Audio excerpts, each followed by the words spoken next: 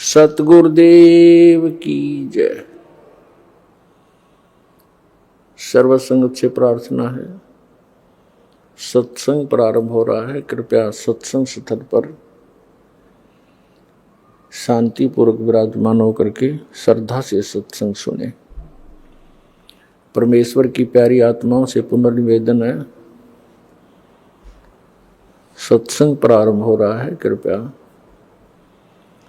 सत्संग स्थल पर शांतिपूर्वक विराजमान होकर के श्रद्धा से सत्संग सुने। सत सही।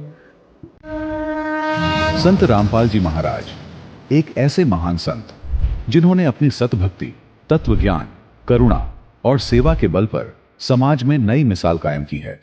संत रामपाल जी महाराज की अगुवाई में उनके सभी सतलोक आश्रमों से समाज कल्याण के अद्भुत कार्यों ने समाज को सुनहरे भविष्य की एक नई उम्मीद दिखाई है।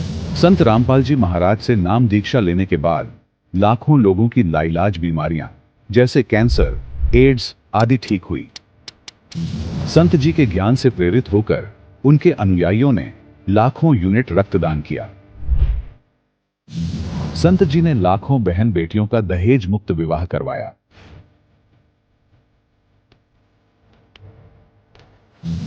संत जी ने लाखों लोगों का नशा छुड़वाया। करोड़ों उजड़े परिवार बसे। संत जी के आश्रमों में समागम के दौरान निःशुल्क नेत्र चिकित्सा, दंत चिकित्सा प्रदान की जाती है। संत रामपाल जी महाराज द्वारा समय समय पर पर्यावरण संरक्षण के उद्देश्य से बड़े स्तर पर वृक्षारोपण किया जाता है। संत जी ने जरूरतमंदों को तत्काल राहत पहुंचाने के लिए एम्बुलेंस सेवा शुरू की। संत जी अपने अनुयायियों को देहदान के लिए प्रेरित करते हैं, जिससे मानवता की सेवा और चिकित्सा क्षेत्र में सुधार हो सके। संत रामपाल जी महाराज के सभी आश्रमों में हर रोज निःशुल्क भंडारा आयोजित किया जाता है, जहां हर वर्ग, हर जाति और हर धर्म के लोग एक साथ बैठकर भोजन करते हैं।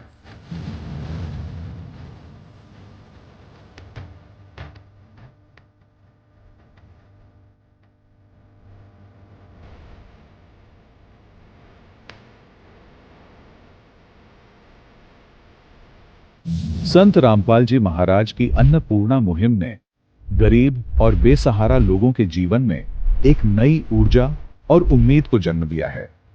घर घर खाद्य सामग्री और जरूरी मदद पहुंचाकर संत रामपाल जी महाराज ने लोगों को दुख और मजबूरी से लड़ने की ताकत प्रदान की।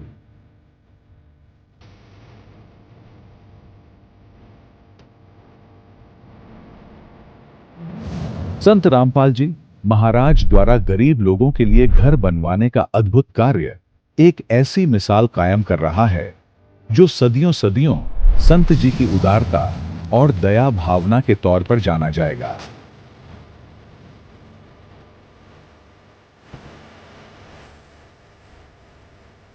संत रामपाल जी महाराज के आश्रम में हजारों बुजुर्गों को सम्मान और प्यार के साथ जीवन जीने का अवसर मिलता है।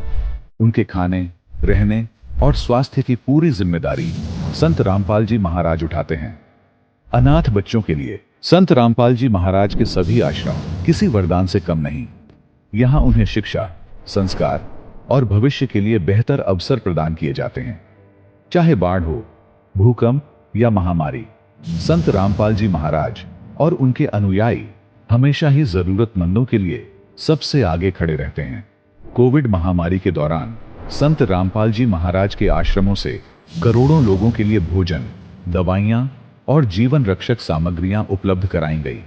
चाहे गरीब की मदद हो या किसी शोषित और पीड़ित वर्ग के हक और सम्मान की लड़ाई, संत रामपाल जी महाराज ने हमेशा ही उनकी दबी आवाज को सरकारों तक पहुंचाया है और उन्हें उचित न्याय दिलवाने में अहम भूमिका अदा की है।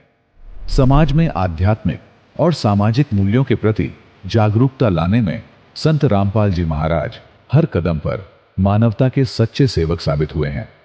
संत रामपाल जी महाराज का जीवन हमें सिखाता है कि सच्ची सेवा वही है जो निस्वार्थ भाव से की जाए।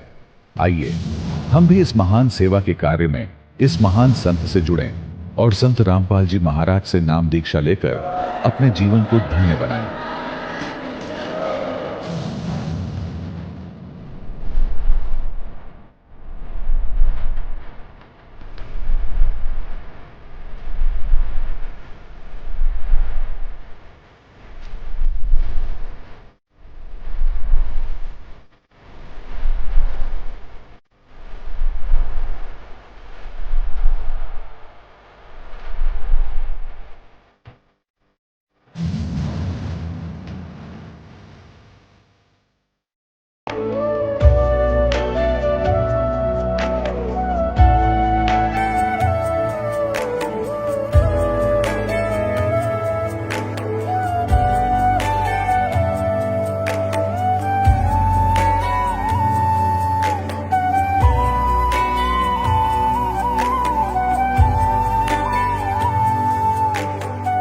गीता 18 के श्लोक नंबर 62 में भगवान स्वयं कह रहे हैं कि अर्जुन उस परमेश्वर की शरण में जा जिसकी कृपा से परम शांति व शाश्वत स्थान अर्थात सतलोक को प्राप्त होगा। वो परमेश्वर कौन है, कहां है, कैसा है, जानने के लिए कृपया अवश्य सुनिए जगत गुरु तत्वदर्शी संत रामपाल जी महाराज के अमृत वचन। दर्शकों, आज पूरी दुनिया एक अनदेखे तूफान की चपेट में है। कहीं युद्ध की आग, कहीं नफरत का जहर, कहीं इंसान ही इंसान का दुश्मन बन बैठा है। हर तरफ एक ही सवाल गूंज रहा है, क्या अब शांति संभव है भी या नहीं? लेकिन दर्शकों, इस अंधकार के बीच एक ऐसी रोशनी है जिसे आज तक न कोई पहचान पाया, न कोई समझ पाया। एक ऐसा अजब गजब फार्मूला जो किसी सरकार के पास नहीं, किसी संगठन के पास नहीं, बल्कि एक तत्वदर्शी संत के पास है। आज हम इस वीडियो में जानेंगे कि कैसे शब्द शक्ति, द पावर ऑफ वर्ड, इस पूरी सृष्टि को बदलने की ताकत रखती है। कैसे गीता, कुरान, बाइबल और गुरु ग्रंथ साहिब सब एक ही सत्य की ओर इशारा करते हैं। तो चलिए दर्शकों, आज इस रहस्य को परत दर परत खोलते हैं और जानते हैं वो मूल मंत्र जिससे 100% शांति संभव है। पूर्ण ब्रह्म कबीर का अंश वह जग का रखवाला,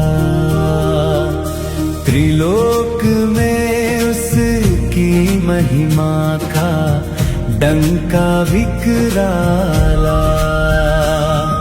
अनादि वो अनंत भी वो धर्म ध्वज का है मान, वह तत्वदर्शी वो बंदी छोड़ जय जय कबीर भगवान, जय जय कबीर भगवान। दर्शकों, इस वैश्विक अशांति के अंधेरे को केवल संत रामपाल जी महाराज ही अपनी तत्व ज्ञान की रोशनी से मिटा सकते हैं। उनके पास वह अजब गजब और अचूक फॉर्मूला है जिससे 100% शांति संभव है। उस फॉर्मूले का मूल मंत्र है मन, कर्म और वचन से स्वप्न में भी किसी का बुरा न सोचना। जब एक इंसान को जीवन जीने का यह वास्तविक फॉर्मूला समझ आ जाता है तो उसके भीतर एक क्रांतिकारी बदलाव आता है। वह न केवल बुरा करना छोड़ देता है बल्कि बुरा सोचना भी बंद कर देता है। और दर्शकों, यहीं से शुरू होता है असली परिवर्तन। जैसे ही इंसान की सोच बदलती है, उसकी क्वांटम फ्रीक्वेंसी यानी सूक्ष्म ऊर्जा की आवृत्ति भी बदलने लगती है।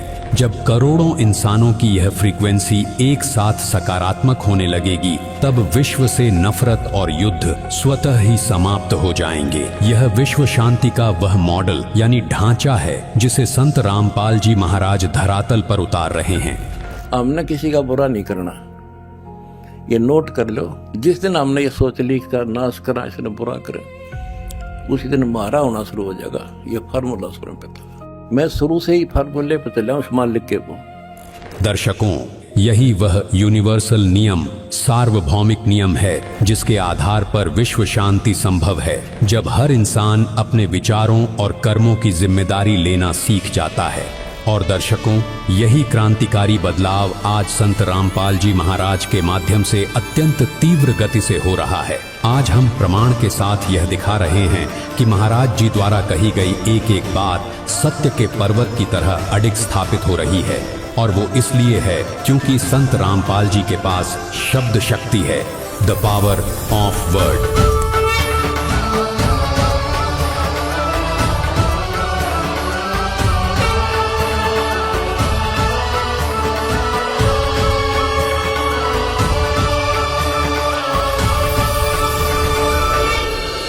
इस दिव्य शब्द शक्ति के प्रभाव से लोग न केवल संत रामपाल जी महाराज के फॉर्मूले यानी सूत्र को अपनाने के लिए प्रेरित हो रहे हैं, बल्कि इसे सहर्ष स्वीकार भी कर रहे हैं। इसी आंतरिक बदलाव से विश्व शांति का सपना आज धरातल पर सच हो रहा है और तेजी से आगे बढ़ रहा है।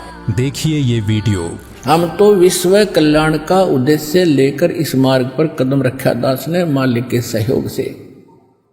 उन्हीं का वचन है कि पूरा विश्व में ये ज्ञान फैलेगा। कबीर साहब रहेंगे, सतनाम सब जाप करेंगे और पूरा विश्व एक होगा। ये सीमाएं देशों की समाप्त हो जाएंगी, टुकड़े में अलग से व्यवस्था अलग बनी रहेगी। हम सब एक परमात्मा के बालक हैं, हिंदू, मुस्लिम, सिख, ईसाई जितने भी प्राणी हैं, जीव हमारी जाति है, मानव धर्म हमारा, हिंदू मुस्लिम सिख ईसाई धर्म नहीं कोई नारा। हमारा ये नारा है, हमारा ये उद्देश्य है। और ये भगवान ने कह रखा है कि ऐसा होगा जब हम भगवान के लिए तो भटक ही रहे हैं, भगवान के लिए हम भिन्न भिन्न बने, कोई ईसाई बना, कोई मुसलमान बना, कोई सिख बना, कोई हिंदू बना। और भगवान जब हमें सामने पिक्चर होगी तो हम भगवान के लिए फिर एक भी बनेंगे, इसने कोई रोक नहीं सकेगा। और शांति होगी, ये आपसी झगड़े खत्म होंगे, धर्म के झगड़े खत्म होंगे, सीमाएं के झगड़े खत्म होंगे। तू हिंदू बनेगा न मुसलमान बनूंगा, इंसान की औलाद है इंसान बनेगा। तू हिंदू बनेगा न मुसलमान बनेगा, इंसान की औलाद है इंसान बनेगा। तू हिंदू बनेगा न मुसलमान बनेगा, इंसान की औलाद है इंसान बनेगा। अच्छा है अभी तक तेरा कुछ नाम नहीं है, तुझको किसी मजहब से कोई काम नहीं है। अच्छा है अभी तक तेरा कुछ नाम नहीं है, तुझको किसी मजहब से कोई काम नहीं है। जिस इल्म ने इंसान को तकसीम किया है, उस इल्म का तुझ पर कोई इल्जाम नहीं है। तू बदले हुए वक्त की पहचान बनेगा, इंसान की औलाद है इंसान बनेगा। तू हिंदू बनेगा न मुसलमान बनेगा, इंसान की औलाद है इंसान बनेगा। अब जैसे पहले अंग्रेज लोग यहाँ थे, यहाँ से बहुत सा धन ले जाके उन्होंने इंग्लैंड में भर दिया, और वो मर के भारत में गधे बन गए। उनके के काम आया वो तो उन मूर्खा के काम आया, वो कर्म बिगाड़ गए। तो यह आंख, ये अंधेरा हटेगा आपका। चाहे आज कोई हिंदू है, चाहे कोई मुसलमान है, चाहे सिख है या ईसाई है, हम बगैर ज्ञान के बढ़ते चले गए। अब हमें पता चलेगा, आज मृत्यु होगी, हम हिंदू हैं, कल मृत्यु हो जाए, हम अमेरिका में पैदा हो गए, ईसाई का झंडा उठा लिया है, और फिर मृत्यु हो गई, हम मुसलमान का, फिर मुसलमान का झंडा उठा लिया। हम हैं कौन, हम आए कहाँ से हैं, मनुष्य जीवन का उद्देश्य क्या है? तो ये इस तत्व ज्ञान से पता चलेगा। पूरी पृथ्वी अपनी है, सभी भाई बहन भगवान के बच्चे हैं, अपने हैं, इसमें कोई पराया नहीं है। हम एक दूसरे को दुखी करके, किसी को सता के, वचन कर्म और किसी भी ताकत से हम दोषी बनते हैं। हमें तो वचन कर्म से और तन मन धन से सबको सुखी करने की चेष्टा करनी चाहिए। कबीर साहब का विधान है, ऐसी बानी बोलिए मन का आपा खोए, औरन को भी शीतल करे, आप भी शीतल हो। तो इस प्रकार के फार्मूले अपना अपना के इस भक्ति मार्ग को सफल करना पड़ेगा, और कोई इसका तरीका नहीं है। दर्शकों, आपने संत रामपाल जी महाराज के अनमोल विचारों का श्रवण किया। यही वे परम शक्ति युक्त विचार हैं जो आज के समय में आपसी भाईचारे और शांतिपूर्ण वातावरण को निर्मित करने का मूल मंत्र है। दर्शकों, संत रामपाल जी महाराज बताते हैं कि भारत की पावन धरा पवित्रता का वह अनुपम प्रतीक है जहां स्वयं सृष्टिकर्ता महाप्रभु सन 1398 से 1518 तक सशरीर विद्यमान रहे। वे इस धरती पर सशरीर अवतरित हुए और 120 वर्षों तक अपनी अद्भुत चमत्कारिक लीलाएं करने के पश्चात सशरीर ही अपने सनातन धाम वापस प्रस्थान कर गए तथा वर्तमान में भी सन 1997 से प्रभु इस पावन धरा पर विद्यमान है। परमेश्वर का बार बार भारत की इस पवित्र भूमि को चुनना यह सिद्ध करता है कि यदि आज विश्व में दया, धर्म और मानवता का कोई अंश शेष है तो वह इसी भारत भूमि पर सुरक्षित है। दूसरी महत्वपूर्ण बात यह है कि सनातनी शास्त्रों में अध्यात्म की वह संपूर्ण कड़ियां हमारे अस्तित्व से जुड़ी हैं, जैसे हमें किसने बनाया, हम कहां से आए, हम क्यों जन्मते मरते हैं, इस तरह का वास्तविक ज्ञान अन्य मतावलंबियों को यानी कि अन्य धर्म के लोगों को नहीं है। उदाहरण के तौर पर सनातनी शास्त्र श्रीमद् भगवत गीता के अध्याय 4 श्लोक 5 में कहा गया है, हे अर्जुन, तेरे और मेरे अनेक जन्म हो चुके हैं, उन्हें मैं जानता हूं, तू नहीं जानता। इसी प्रकार अध्याय 10 श्लोक 2 में बताया गया है कि मेरी उत्पत्ति को देवता और ऋषि भी नहीं जानते, क्योंकि वे भी मुझसे ही उत्पन्न हुए हैं। और अध्याय 2 श्लोक 22 में समझाया गया है, जैसे मनुष्य पुराने वस्त्रों को त्याग कर नए वस्त्र धारण करता है, वैसे ही जीवात्मा पुराने शरीर को छोड़कर नया शरीर धारण करती है। जन्म और मृत्यु के जिस रहस्य ने सदियों से दुनिया को उलझाए रखा है, श्रीमद् भगवत गीता के ये कुछ श्लोक उस पर से पर्दा उठाते हैं। ये प्रमाणित करते हैं कि जीवन का यह चक्र अपने आप नहीं चल रहा, बल्कि यह एक पूर्व निर्धारित और सुव्यवस्थित तंत्र है जिसका संचालन किसी उच्च शक्ति के नियंत्रण में है। दूसरी ओर विश्व का सबसे बड़ा धर्म ईसाई धर्म माना जाता है। इसके बाद दूसरे नंबर पर इस्लाम धर्म का स्थान आता है। इन दोनों धर्मों के मानने वाले लोगों की यानी कि ईसाई और मुसलमानों की यह सामान्य धारणा है कि मनुष्य का जन्म इस धरती पर केवल एक बार होता है। उनकी मान्यता के अनुसार कयामत के दिन ही कर्मों का अंतिम न्याय होगा और उस समय अच्छे कर्म करने वाले स्वर्ग यानी जन्नत को प्राप्त होंगे, जबकि बुरे कर्म करने वाले नरक यानी दोजख में जाएंगे। किंतु दुर्भाग्य की बात यह है कि पवित्र कुरान इस धारणा के विपरीत एक गहरा संकेत देती है। पवित्र कुरान की सूरत अल अंबिया 21 आयत नंबर 104 में अल्लाह का स्पष्ट कथन है, जिस तरह हमने सृष्टि की रचना पहली बार की थी, उसी प्रकार हम उसे कयामत के बाद दोबारा उत्पन्न करेंगे। यह हमारा वायदा है और हम इसे पूरा करके रहेंगे। यह प्रमाण सिद्ध करता है कि सृष्टि का चक्र केवल एक बार के लिए नहीं है। इसके साथ ही सूरत अल अनाम 6 आयत 133 में भी संकेत मिलता है कि यदि अल्लाह चाहे तो तुम्हें हटाकर तुम्हारी जगह दूसरों को वैसे ही ले आए जैसे उसने तुम्हें दूसरों की संतान से पैदा किया है। ये आयतें स्पष्ट करती हैं कि परमात्मा इस सृष्टि को समाप्त करके पुनः उसी प्रकार उत्पन्न करा है जैसे उसने सर्वप्रथम रचा था।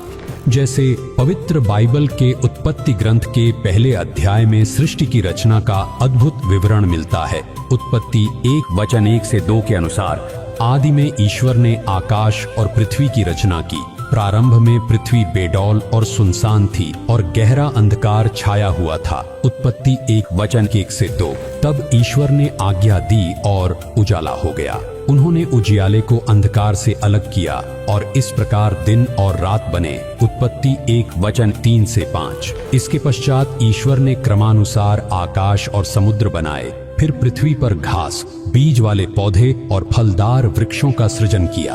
उत्पत्ति 1:11-13 फिर उन्होंने आकाश में उजाला करने वाले पिंडों, सूर्य, चंद्रमा और नक्षत्रों को बनाया। उत्पत्ति 1:14-19 इसके बाद जल के जीवों, आकाश के पक्षियों और भूमि के पशुओं की उत्पत्ति करने के बाद उत्पत्ति 1:20-25 अंत में ईश्वर ने अपने स्वरूप में मानव की रचना की। उत्पत्ति 1:26-27 यही नहीं, यूहन्ना 1:1-3 में भी इसकी पुष्टि होती है कि आदि में शब्द था, वह शब्द ईश्वर के साथ था और सब कुछ उसी शब्द के माध्यम से उत्पन्न हुआ।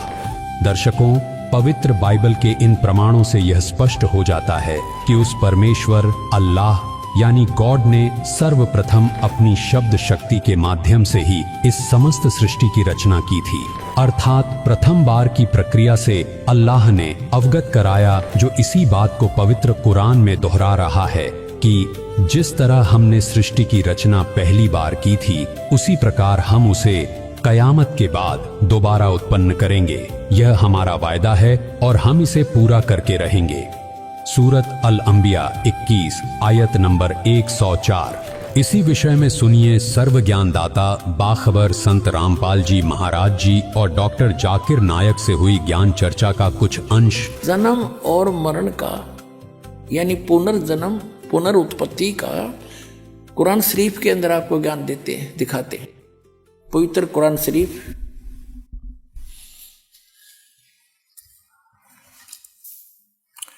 ये वही कुरान शरीफ है।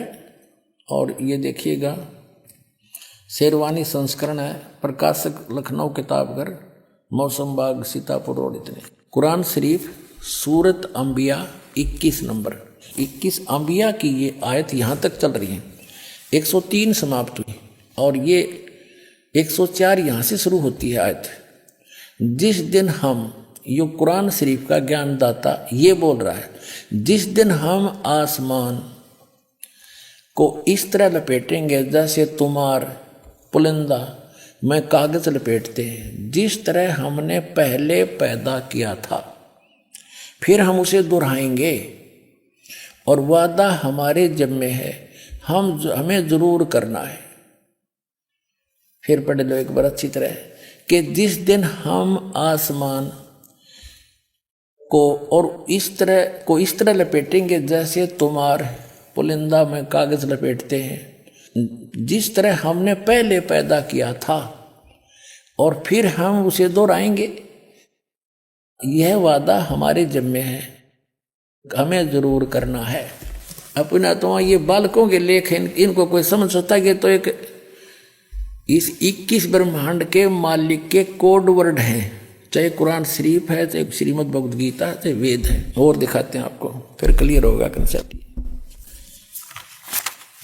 इसी कुरान शरीफ का ये है सूरत 67, ये यहाँ से प्रारंभ हुई। ये है कुरान शरीफ चल रही है, कुरान शरीफ। और सूरत मुल्क की 67, मुल्क की 67, सूरत मुल्क की 67 की आयत नंबर ये 2 है, एक यहाँ समाप्त हुई। ये कहते हैं शुरू अल्लाह के नाम से जो निहायत रहम वाला बेहद मेहरबान है।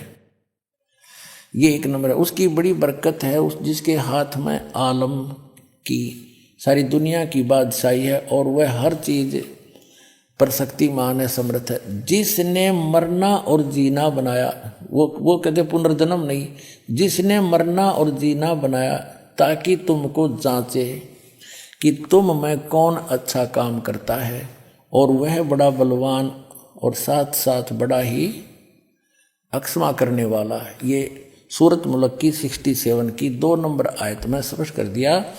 जिसने जीना और मरना बढ़ाया जीना और मरना पुनर्जन्म।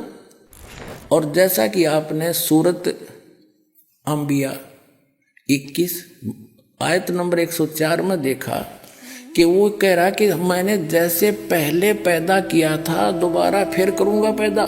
दर्शकों, इन तमाम प्रमाणों से यह पूरी तरह सिद्ध हो गया है कि वह अल्लाह कादिर, सर्वशक्तिमान और समर्थ है।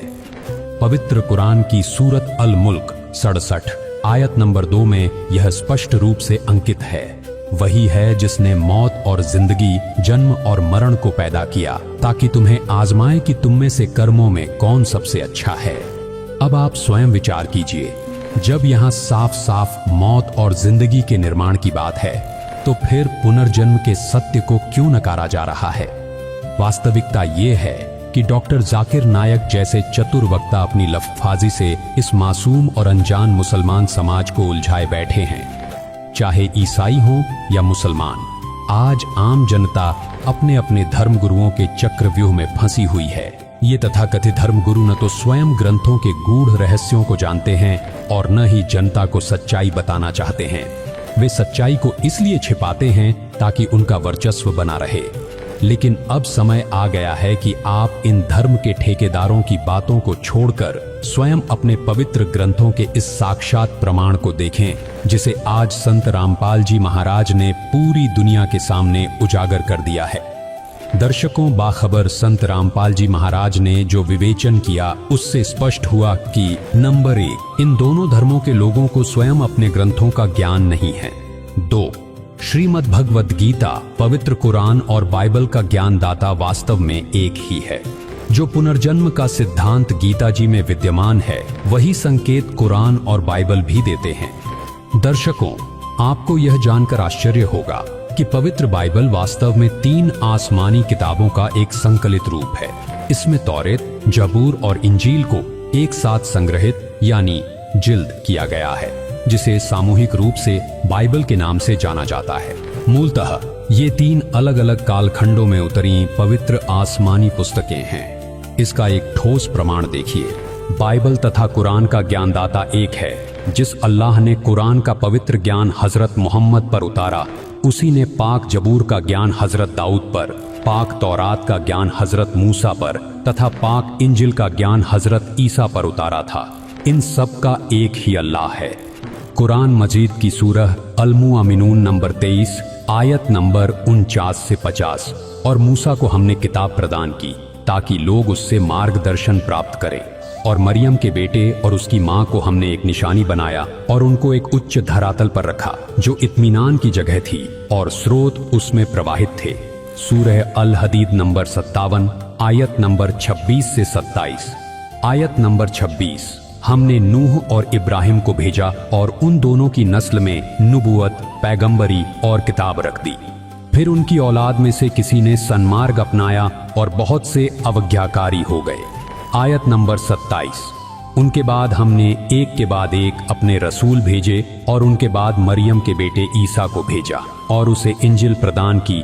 और जिन लोगों ने उनका अनुसरण किया, उनके दिलों में हमने तरस और दयालुता डाल दी और रहबानियत, सन्यास की प्रथा उन्होंने खुद आविष्कृत की। हमने उनके लिए अनिवार्य नहीं किया, मगर अल्लाह की खुशी की तलब में उन्होंने खुद ही यह नई चीज निकाली और फिर इसकी पाबंदी करने का जो हक था उसे अदा न किया।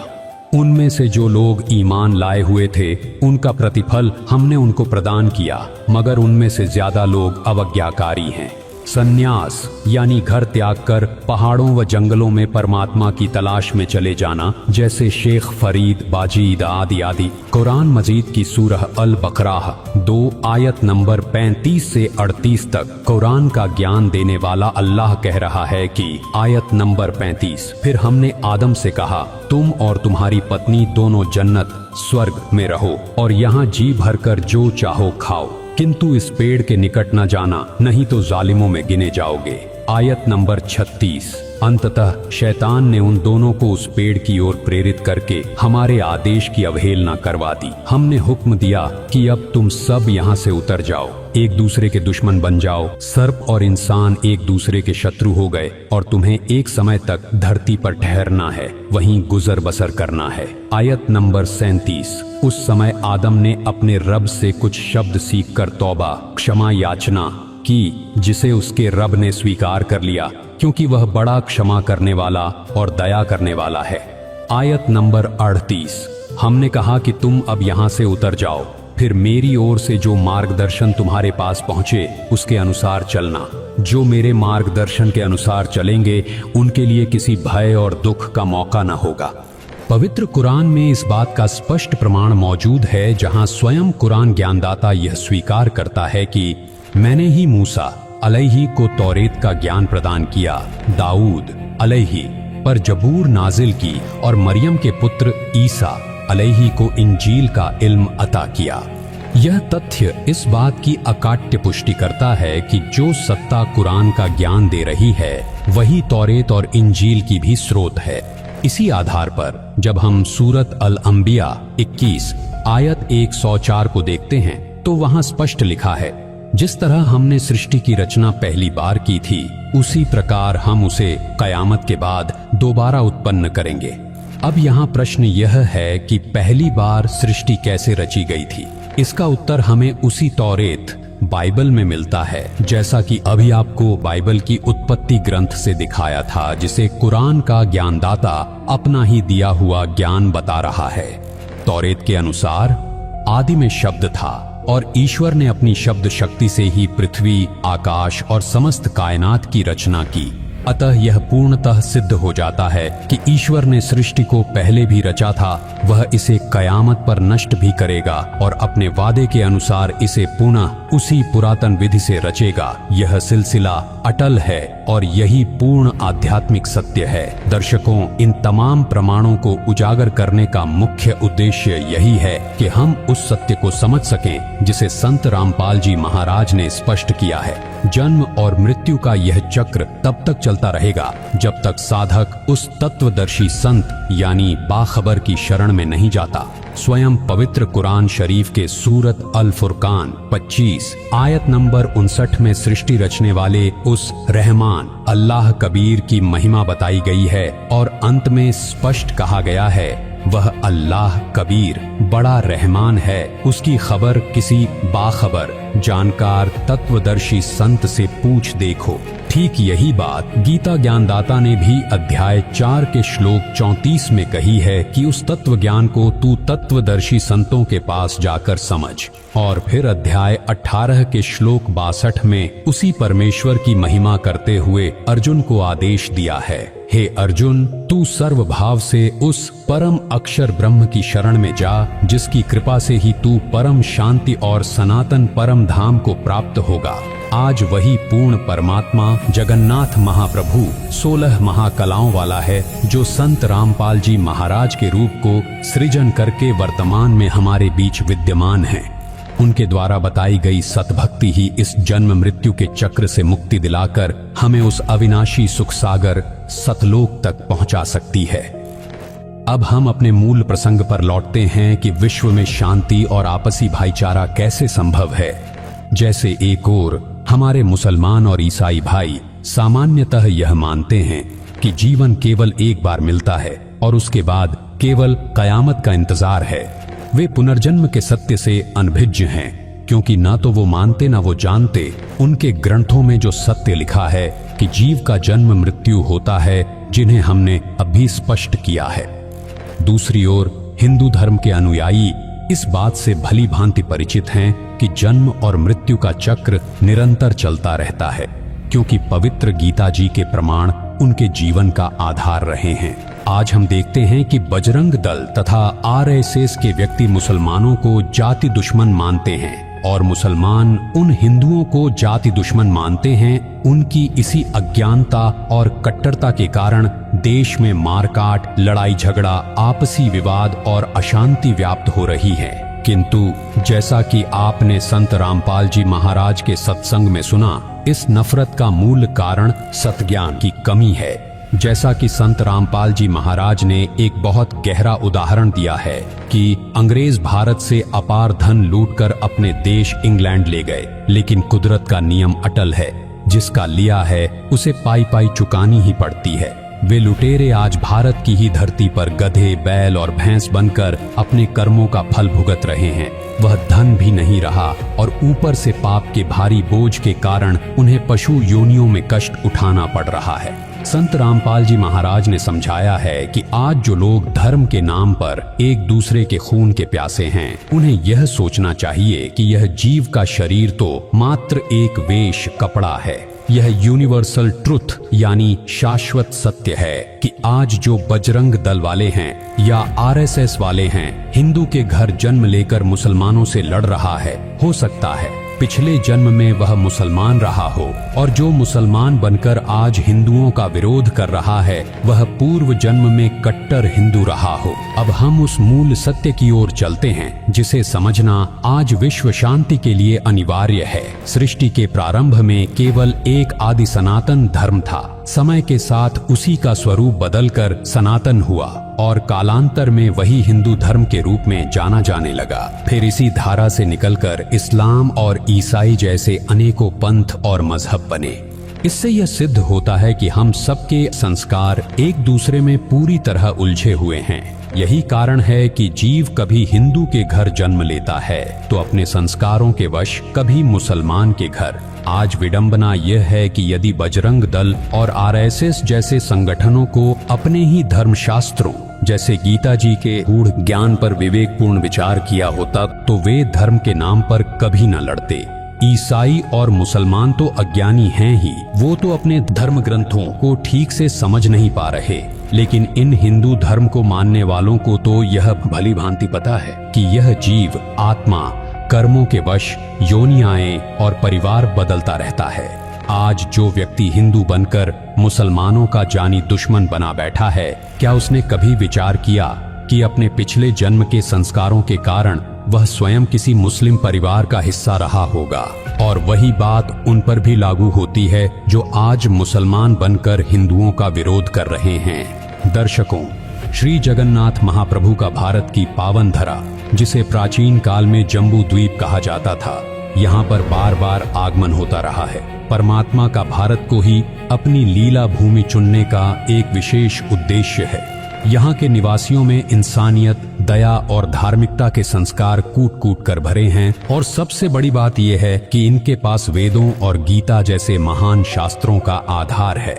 परमात्मा जम्बू द्वीप वालों को सर्वप्रथम इसलिए जागृत करना चाहते हैं क्योंकि यहाँ सत्य को समझना और स्वीकार करना सरल है। परमात्मा का उद्देश्य है कि भारतवासियों को समझाने से कम भारत में तो मजहब के नाम से, धर्म के नाम पर होने वाला कत्लेआम और नफरत बंद होकर शांति स्थापित हो जाएगी। तब यहाँ के दयालु और परोपकारी भक्तजन पूरे विश्व को सत्य का मार्ग दिखाएंगे। अब पूरे विश्व में शांति तथा आपसी भाईचारा स्थापित होगा। यह तो होना ही है क्योंकि यह परमेश्वर का वचन है। और कबीर सागर में दर्ज है कि 600 वर्ष पूर्व कबीर साहिब ने अपने प्रिय शिष्य धर्मदास जी से कहा था कि जब कलयुग 5505 वर्ष पूरा होगा तब तक मेरे नाम से 12 पंथ चल चुके होंगे। उन्होंने स्पष्ट किया था कि 12वां पंथ जो संत गरीबदास जी महाराज का होगा, उस 12वें पंथ में मेरा अंश जाएगा, जो 12वें पंथ में दीक्षित होगा और उस 12वें पंथ में फिर मैं चलकर आऊंगा। यानी अपने परम भक्त का शरीर सृजन करके मैं उसी के रूप में लीला करूंगा, जो वर्तमान में संत रामपाल जी महाराज जी के रूप में स्वयं श्री जगन्नाथ महाप्रभु यानी कबीर परमेश्वर जी 16 महाकला वाले लीला कर रहे हैं। इसलिए हमारी पूरे विश्व की मानवता से यह करबद्ध प्रार्थना है, कृपया समय रहते उस पूर्ण परमात्मा श्री जगन्नाथ महाप्रभु को पहचाने और उनके बताए सत्य मार्ग पर चलकर आपसी प्रेम और भाईचारे के साथ रहें। इसी में हम सबका कल्याण निहित है। साथ ही ईसाई और मुसलमान भाई बहनों से निवेदन है, पुनर्जन्म के सिद्धांत पर अपनी बुद्धि दुरुस्त करें, तभी यह सत्य समझ में आएगा कि हम सभी आपस में जुड़े हुए हैं, एक ही परम पिता की संतान हैं और परमेश्वर भी एक ही है जिसे सभी अलग अलग नामों से मानते हैं। जब यह समझ विकसित होगी तभी हमारे जीवन के ये दुख, रोज के युद्ध, आपसी मारकाट और लूट खसोट का यह भयावह सिलसिला सदा के लिए समाप्त हो सकता है और तभी वास्तविक रूप से समाज में शांति और आपसी भाईचारा स्थापित होगी। विश्व में शांति के लिए एक महत्वपूर्ण प्रक्रिया इस प्रकार है कि तत्व ज्ञान के माध्यम से हम समझते हैं कि प्रारंभ में धर्म अलग अलग नहीं थे, इसलिए धर्म के नाम पर कोई ईर्ष्या या भेदभाव भी नहीं था। यदि हम फिर से एकता की भावना अपनाए, जैसा कि संत रामपाल जी का संदेश है, जीव हमारी जाति है, मानव धर्म हमारा, हिंदू, मुस्लिम, सिख, ईसाई धर्म नहीं कोई न्यारा। इसलिए सभी हिंदू और मुसलमान भाइयों बहनों से विनम्र प्रार्थना है कि आप सभी असली जगन्नाथ महाप्रभु संत रामपाल जी महाराज की शरण में आकर आपसी लड़ाई झगड़ों को समाप्त करें और एकम एक हो जाएं, तो यह शांति स्थापित करने की एक महत्वपूर्ण कड़ी बन सकती है। सबसे पहले हमें सच्चाई को समझते हुए एक होना होगा, क्योंकि मूल रूप से हम सब एक ही थे। सब जन में एक बीज से सबकी मिट्टी एक, मन में दुविधा पड़ गई, हो गए रूप अनेक, हो गए रूप अनेक। जो तू सच्चा बानिया सबसे एक सा बोल, ऊंच नीच को छोड़ दे, एक बराबर तो, एक एक बराबर तोल। नमस्कार दोस्तों, आज हम बात करने वाले हैं सतयुग की वापसी की। संत रामपाल जी महाराज जी ने वर्षों पहले कहा था कि एक विशेष कालखंड आएगा जब दुनिया के पाप अपने चरम पर होंगे और उसी समय एक ऐसा परिवर्तन होगा जो युगों को बदल देगा। उन्होंने कहा कि एक दिन ऐसा आएगा जब धर्म की असली परिभाषा समझाई जाएगी और वही दिन सतयुग का बीज होगा।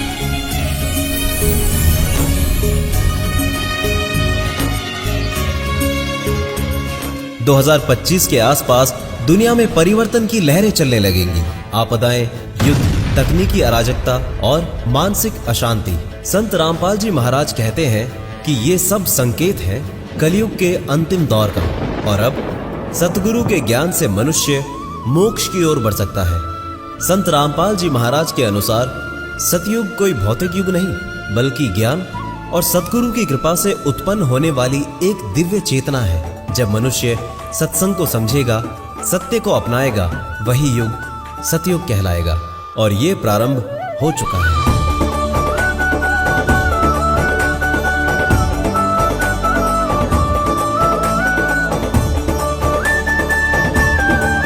संत रामपाल जी महाराज का संदेश है सतगुरु की पहचान करो और अपने भीतर के सतयुग को जगाओ। संत रामपाल जी महाराज कहते हैं सत ज्ञान से बड़ा कोई तीर्थ नहीं और आत्मज्ञान ही मोक्ष का द्वार है। सतयुग की शुरुआत तभी होगी जब मानव खुद को पहचानेगा। न जाति न धर्म, सिर्फ आत्मा की शुद्धता मायने रखेगी। ये आत्मज्ञान संत रामपाल जी महाराज के सत्संगों में प्रत्यक्ष होता है। संत रामपाल जी महाराज जी ने बताया है कि सतयुग में धरती स्वयं को शुद्ध करने लगेगी, प्रकृति बदलेगी, नदियां निर्मल होंगी, हवाओं में शांति होगी। ये कोई चमत्कार नहीं, ये मनुष्यता की चेतना का विस्तार है। जहाँ सत्संग होता है वहाँ हवा तक हल्की और पवित्र लगती है। कई लोगों ने बताया कि उन्हें ऐसा लगा जैसे कोई अदृश्य शक्ति उनका मार्गदर्शन कर रही है। सतयुग का पहला संकेत है सत्य का प्रकट होना और पाप का अंत होना।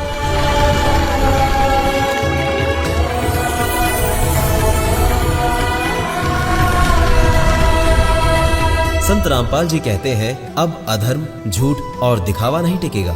सच्चा न्याय शुरू हो चुका है और ये कर्मों का सटीक फल देने वाला युग होगा। संत रामपाल जी के सत्संग में कई ऐसे गुप्त ग्रंथों का जिक्र होता है जो युगों से छिपा दिए गए थे। इनमें वो ज्ञान छिपा है जो सतयुग के मूल स्तंभ है। संत रामपाल जी महाराज ने बताया है कि एक समय आएगा जब पूरी पृथ्वी पर सिर्फ एक धर्म होगा, सत्य धर्म।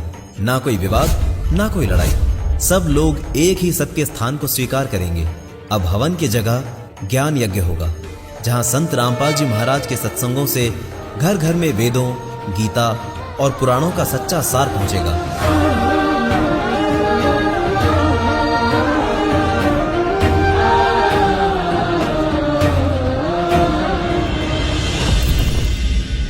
दर्शकों,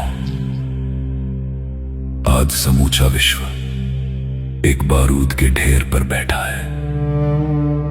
चारों ओर युद्ध, आपसी कलह, नफरत और अशांति का एक भयावह मंजर हम सबके सामने है। मानवता त्राही त्राही कर रही है, लेकिन शांति का कोई मार्ग नहीं सूझ रहा।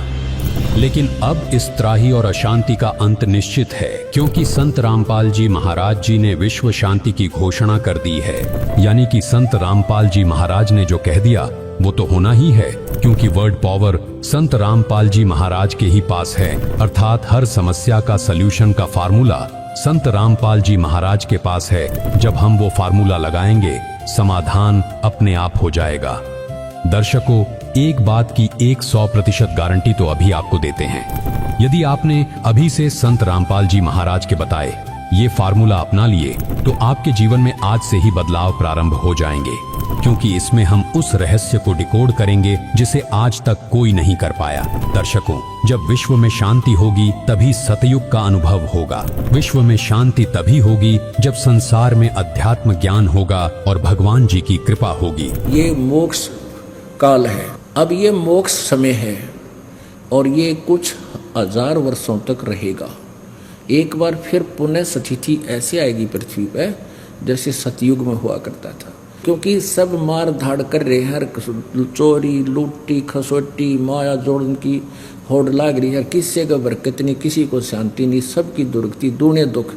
नरे मेडिकल खोल लिए, शहर शहर में नरे हॉस्पिटल प्राइवेट भी, हर सब का भीड़ जो खचाखच भरे रहती है, क्योंकि उनके पाप नहीं कट सकते, वो मर जाए सड़ का हॉस्पिटलों में। और परमात्मा की दया से वो रोग आपके वैसे ही ठीक होने लग जाएंगे, क्योंकि परमात्मा से बड़ी कोई शक्ति है ही नहीं। लेकिन वो होंगे किस तरह? इस विधि से आपके अंदर नम्रता, आपकी भक्ति बढ़ेगी। तो ऐसे ये एक बार पूरे विश्व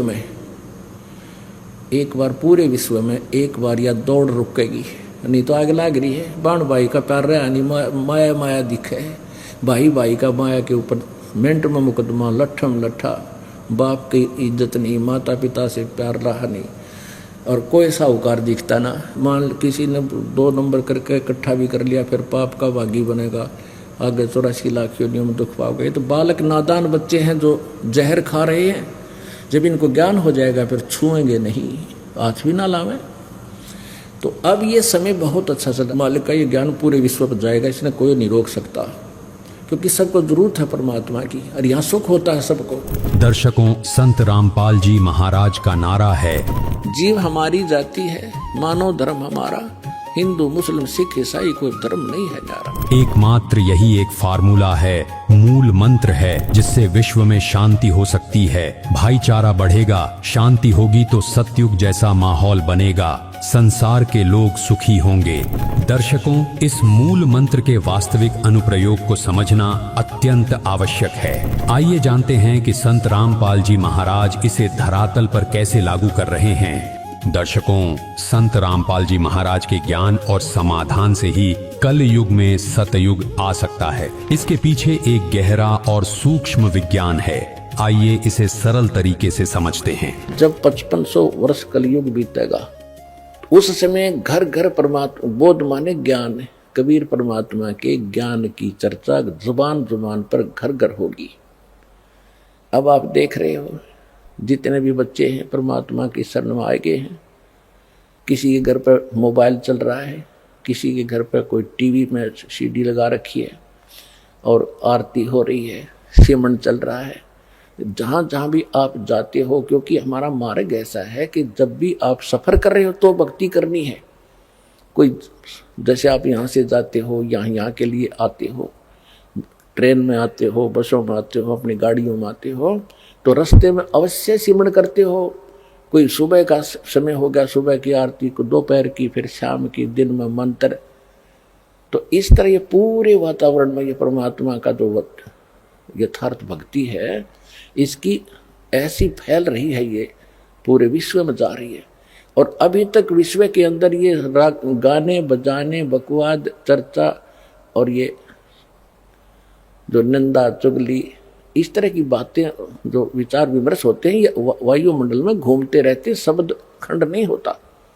और अब ये वचन चलेंगे परमात्मा की सचवाणी के, और सिमरन की, जो सिमरन करने से आपको तो ताकत आती ही है। वो जो बाहर निकलता है एक मंत्र, उपदेशी पूर्ण संत से लेकर फिर जाप करते हो, बाहर निकालते हो, तो वातावरण में फैलता है।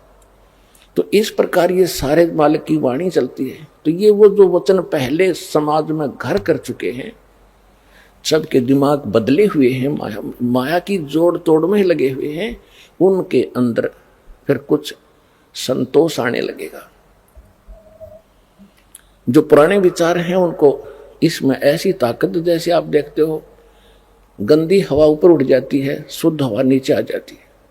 तो परमात्मा के जो वचन ज्ञान आप सुन रहे हो, टीवी पर सुन रहे हो, चिप में सुन रहे हो, मोबाइल से, तो मेमोरी कार्ड से चला रहे हो, या वैसे अपना सांस का सेवन करो, तो ये शुद्ध यथार्थ भक्ति है। ये वातावरण में नीचे नीचे रह जाएगी। और जो ये पहले की बकवादें हैं, जो लड़ाई झगड़े घर घर में हो रहे हैं, आपस में लड़ते रहते हैं, तो ये सारे समाज में घूम रहे, तो सबके माइंड पर टकरा कर वो सबको ऐसे बेचैनी पैदा कर रहे हैं। अब धीरे धीरे सब में शांति आएगी, और वो जो पहले वाले विचार ऊपर उठ जाएंगे, वो आपको अफेक्ट करने की रेंज में नहीं रहेंगे। तो परमात्मा की ये जो वाणी अब चल रही है, ये बहुत प्रचुर मात्रा में होगी। और ये फिर क्या करेगा, पूरा वातावरण ऐसे चेंज होगा, ये ऊपर चले जाएंगे जो दूसरे वचन हैं जो आज तक सुनते रहे। लेकिन अब उनकी संख्या ज़्यादा है, उनकी क्वांटिटी ज़्यादा है, हमारी थोड़ी है, तो फिर भी ये ज़्यादा प्रभावशाली रहेगा। इनको धीरे धीरे तो हमारे एक गांव में 10 घर 20 परिवार हैं, बाकी सैकड़ों 200-300 वो दूसरे चर्चा वाले। तो धीरे धीरे ये प्रचार उन पे भी असर करेगा, अड़ोस पड़ोस में भी, फिर उनकी भी कभी भावना बदलेगी। क्योंकि परमात्मा के बच्चे तो सभी हैं, चाहे कोई आज हिंदू है, मुसलमान है, सिख या ईसाई है, कोई अमेरिका में है, कोई अफ्रीका में है, भारत या पाकिस्तान, बलोचिस्तान, कहीं पर भी पैदा बच्चे उसके सभी के। और उसने सभी बच्चे उतने ही प्रिय होते हैं जैसे बाप को माँ को अपने छोटे से लेकर बड़े तक, चाहे 20 बालक हो, एक जैसे प्यारे होते हैं। वो आपस में बेशक लड़ते रहे, लेकिन माँ बाप के हृदय में उनकी जगह ज्यों की त्यों होती है। तो इसी प्रकार आज जब हिंदू मुस्लिम सिख ईसाई बनकर आपस में बेशक हम लड़ रहे हैं, लेकिन परम पिता ने हमें उतने ही प्रिय है और वो चाहते हैं कि इनका ये झगड़ा मिटे, चैन से रहें। तो उसके लिए ये शुरुआत दाता ने कर रखी है। दर्शकों, संत रामपाल जी महाराज ने उस विधान को, उन नियमों को सिद्ध किया है जिनको पालन करवाने में सरकार असफल है, लेकिन अब सब कुछ सफल हो जाएगा। क्योंकि दर्शकों, जो विधान संत रामपाल जी महाराज जी ने बताया उसको वैज्ञानिक दृष्टिकोण से देखें तो जब हम कुछ बोलते हैं तो हवा के अणुओं में कंपन पैदा होता है। भले ही वह आवाज कुछ दूरी के बाद कानों को सुनाई देना बंद हो जाए, लेकिन वह कंपन वातावरण में सूक्ष्म ऊर्जा के रूप में बना रहता है। क्योंकि law of conservation of energy यानी ऊर्जा संरक्षण का नियम, जिसे भौतिक विज्ञान का एक मौलिक सिद्धांत कहा जाता है, इसके अनुसार ऊर्जा को न तो पैदा किया जा सकता है और न ही नष्ट किया जा सकता है। इसे केवल एक रूप से दूसरे रूप में बदला जा सकता है। इसे एक उदाहरण से समझते हैं। जब आप ताली बजाते हैं तो आपके हाथों की यांत्रिक ऊर्जा, मैकेनिकल एनर्जी, 2 अन्य रूपों में बदल जाती है। ध्वनि ऊर्जा, साउंड एनर्जी, जो हमें सुनाई देती है, और ऊष्मीय ऊर्जा, हीट एनर्जी, जिससे आपकी हथेलियां थोड़ी गर्म हो जाती हैं। यहाँ ऊर्जा खत्म नहीं हुई, बल्कि उसने अपना स्वरूप बदल लिया। ठीक इसी प्रकार जब आप बोलते हैं और आपकी आवाज सुनाई देना बंद हो जाती है, तो वह ऊर्जा नष्ट नहीं होती। वह हवा के अणुओं के बीच सूक्ष्म घर्षण के कारण कंपन, इंटरनल एनर्जी पैदा करती है और अंततः सूक्ष्म गर्मी, हीट में बदल जाती है। थर्मोडायनामिक्स के पहले नियम के अनुसार वह कंपन अब भी अस्तित्व में है, बस उसका रूप इतना बदल गया है कि हमारे कान उसे पकड़ नहीं सकते। वही कंप्यूटर के जनक चार्ल्स बेबेज ने 1837 में अपनी पुस्तक द 9th ब्रिजवाटर ट्रीटाइज के 9वें अध्याय on the permanent impression of our words and actions on the globe we inhabit में लिखा है, The air itself is one vast library on whose pages are forever written all that man has ever said or woman whispered. अर्थात हवा एक विशाल पुस्तकालय है जिसके पन्नों पर मनुष्य ने जो कुछ भी कहा है या फुसफुसाया है वह हमेशा के लिए लिखा गया है। दर्शकों, आपने संत रामपाल जी द्वारा बताई आध्यात्मिक विज्ञान की विधि सुनी कि शब्द खत्म नहीं होता और न ही पिक्चर यानी तस्वीर खत्म होती है। आइए एक उदाहरण से समझते हैं, जैसे कि श्री रामचंद्र जी त्रेता युग में हुए, जो लाखों वर्ष पूर्व की घटना मानी जाती है और बीच के लंबे समय में इस घटना का विस्तृत उल्लेख कहीं प्रत्यक्ष रूप से नहीं मिलता। इसके बाद तुलसीदास जी ने कलयुग में रामचरितमानस रामायण की रचना की, जिसे लिखे हुए लगभग 400 वर्ष हुए हैं। ऐसे में स्वाभाविक प्रश्न उठता है कि लाखों वर्ष पूर्व घटित घटनाओं का इतना विस्तृत वर्णन उन्होंने कैसे किया। इसका वह गहरा वैज्ञानिक रहस्य संत रामपाल जी महाराज ने उजागर किया है। संसार में जो भी घटनाएं घटित होती हैं, वे सूक्ष्म रूप में इस ब्रह्मांड में मानो एक चलचित्र फिल्म की तरह अंकित हो जाती है। वायु और आकाश में उनकी तरंगें, शब्द और दृश्य किसी न किसी रूप में विद्यमान रहते हैं। इस ब्रह्मांड में कुछ भी नष्ट नहीं होता। जो कुछ भी घटित होता है वह एक इटर्नल फिल्म की तरह इस ब्रह्मांड में स्थिर हो जाता है। दर्शकों, लोकवेद और प्रचलित कथाओं में एक बहुत ही प्रसिद्ध प्रसंग आता है जो कर्मों की मार को बड़ी बारीकी से समझाता है। एक समय धृतराष्ट्र ने जिज्ञासावश श्री कृष्ण से पूछा, हे कृष्ण, मुझे अपने पिछले 100 जन्मों का सारा इतिहास साफ दिखाई दे रहा है। उन 100 जन्मों में मैंने ऐसा कोई अपराध नहीं किया जिसके कारण मुझे इस जन्म में नेत्रहीन होने की इतनी कठोर सजा मिले। फिर मेरे साथ ऐसा अन्याय क्यों? तब श्री कृष्ण ने कहा, धृतराष्ट्र, जरा 101वें जन्म की फाइल भी खोलकर देखो। और जानते हैं वहां क्या दिखा? धृतराष्ट्र ने देखा कि एक जन्म में उन्होंने एक मासूम टिड्डे की दोनों आंखों को पकड़कर बबूल यानी किक्कर के कांटों से फोड़ दिया, दोनों आंखें फोड़कर उसे छोड़ दिया। वह टिड्डी अंधी होकर इधर उधर टकरा रही है और धृतराष्ट्र उसे देख देख कर हंस रहे हैं। श्री कृष्ण जी ने कहा, देखो, यही कर्म था जिसका फल तुम्हें यह सजा मिली है। तो दर्शकों, धृतराष्ट्र ने जो देखा वह क्या था? वह असल में उसके कर्मों की वीडियो रिकॉर्डिंग ही तो थी, एक ऐसी फिल्म जो ब्रह्मांड में सुरक्षित थी। इसी प्रकार त्रेता युग में हुई रामायण को देख देख कर अब तुलसीदास जी ने पुनः ज्यों की त्यों घटना वर्णन कर दिया। दर्शकों, यहाँ एक बहुत विशेष बात विचार करने वाली है। आज मानव साइंस के ऊपर फूला नहीं समाता और मनुष्य को गलत फहमी हो चुकी है। साइंस ही सब कुछ है, लेकिन सच्चाई ये है कि यह साइंस तो बिल्कुल बौना है आध्यात्मिक साइंस के सामने। देखिए, जैसे तुलसीदास जी ने उस समय की घटना लिखी, त्रेता युग में लंका की भाषा अलग थी, अयोध्या की भाषा अलग थी। उस समय संस्कृत में ज्यादा बोलते थे, फिर भी उन्होंने दोनों भाषाओं को पूरी तरह समझा और अपनी भाषा में ज्यों का त्यों वर्णन कर दिया। आज हम जो ट्रांसलेशन इंस्ट्रूमेंट्स बना रहे हैं, जिनमें भाषा बदलकर सुनाने के लिए इतना रिसर्च, इतनी टेक्नोलॉजी और इतना समय लगाना पड़ रहा है, वो भगवान वाली विज्ञान तो हजारों वर्ष पहले से मौजूद है। दर्शकों, इसी प्रकार श्री गीता का ज्ञान महाभारत के युद्ध के समय दिया था। उस समय युद्ध के मैदान में कोई लिखने वाला नहीं था। श्री वेद व्यास जी ने उस दिव्य ज्ञान को 36 वर्ष बाद लिखा। 36 वर्ष पुरानी घटना को श्री वेद व्यास जी ने इतने जीवंत रूप में दर्ज कर दिया। यह भी आध्यात्मिक विज्ञान का ही चमत्कार है। इसी तरह परमेश्वर कबीर जी ने अपनी प्यारी आत्मा संत गरीबदास जी को, जो उस समय मात्र 10 वर्ष के बालक थे, ऊपर के ब्रह्मांड, स्वर्ग, नरक, सतलोक आदि घुमा कर लाए। उन्हें सारी सृष्टि की संरचना दिखाई, उनकी दिव्य दृष्टि खोल दी और ज्ञान योग खोल दिया। फिर क्या हुआ? 13 वर्ष की उम्र में संत गरीबदास जी ने अरबों खरबों वर्ष पहले की घटनाओं और आने वाले भविष्य को विस्तार से बता दिया और लिखवाया। दर्शकों, अभी आपने संत रामपाल जी महाराज के मुखारविंद से वह आध्यात्मिक विज्ञान सुना कि शब्द और एक जीवन की कहानी किसी भी व्यक्ति की खत्म नहीं होती।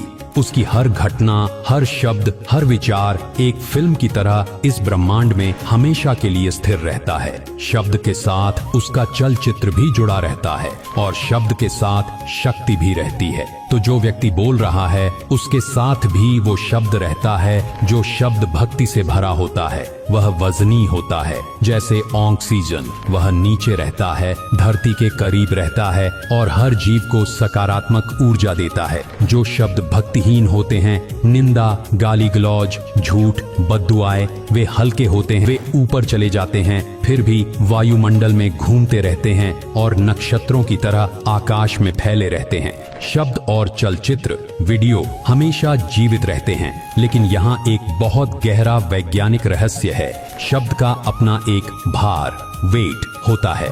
भक्ति युक्त शब्द, मंत्र और परमात्मा की चर्चा बिल्कुल ऑक्सीजन की तरह होती है। ऑक्सीजन वजनी, हैवी होती है, इसलिए वह धरातल पर यानी हमारे करीब रहती है। ठीक वैसे ही शुद्ध भक्ति के शब्द पृथ्वी के वातावरण में नीचे रहकर हमें जीवन और सकारात्मक ऊर्जा देते हैं। दूसरी तरफ जन साधारण की नकारात्मक बातें जैसे निंदा, गाली गलौज, अश्लील गाने और दूसरों का बुरा सोचना, यह गैस हल्की होती है और ऊपर की ओर भागती है। यह केवल वातावरण को प्रदूषित करती है और ऊपर जाकर नक्षत्रों की तरह अंतरिक्ष में भटकती रहती है। लेकिन याद रखिए, प्रभाव दोनों का पड़ता है। भले ही ये शब्द अदृश्य हों, लेकिन इनका प्रभाव रियल है। जैसे एक रेडियो फ्रीक्वेंसी हमें दिखाई नहीं देती पर संगीत सुना देती है, वैसे ही ये शब्द इंसानों के मस्तिष्क को, पशु पक्षियों के व्यवहार को और यहाँ तक कि पेड़ पौधों की वृद्धि को भी प्रभावित करते हैं। आज का विज्ञान भी प्लांट न्यूरोबायोलॉजी में यह मान चुका है कि मधुर ध्वनि से पौधे तेजी से बढ़ते हैं। दर्शकों, अब हम उस परम सत्य की ओर बढ़ रहे हैं जिसके बिना विश्व शांति और भाईचारा केवल एक कोरी कल्पना है। वह मूल कारण है अविनाशी कबीर साहिब की शब्द शक्ति, जैसा संत रामपाल जी महाराज जी ने बताया है।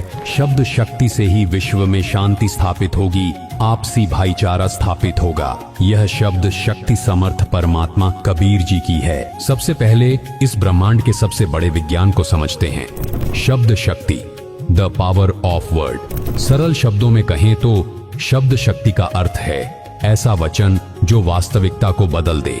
एक छोटा सा उदाहरण लीजिए।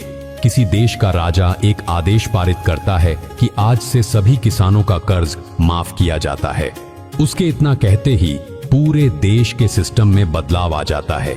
इसे कहते हैं सत्ता के शब्द की शक्ति। उदाहरण के लिए 8 नवंबर 2016 को शाम 8 बजे भारत के प्रधानमंत्री नरेंद्र मोदी ने घोषणा कर दी कि आज रात 12 बजे से 500 और 1000 रुपए के नोट बंद किए जाते हैं। इसके बाद वे 500 और 1000 के नोट तुरंत ही बेकार अर्थात मिट्टी के समान हो गए। लेकिन यह शब्द शक्ति सभी में समान नहीं होती, इसका स्तर अलग अलग होता है। किसी सामान्य व्यक्ति के शब्द सीमित प्रभाव रखते हैं, जबकि अधिकार और सामर्थ्य के अनुसार उनके प्रभाव का दायरा बढ़ता जाता है। लेकिन आज हम उस शब्द शक्ति की बात कर रहे हैं जो इस भौतिक जगत, फिजिकल वर्ल्ड से लेकर सूक्ष्म जगत, सबटल डायमेंशंस तक ब्रह्मांड के कण कण को बदलने की क्षमता रखती है।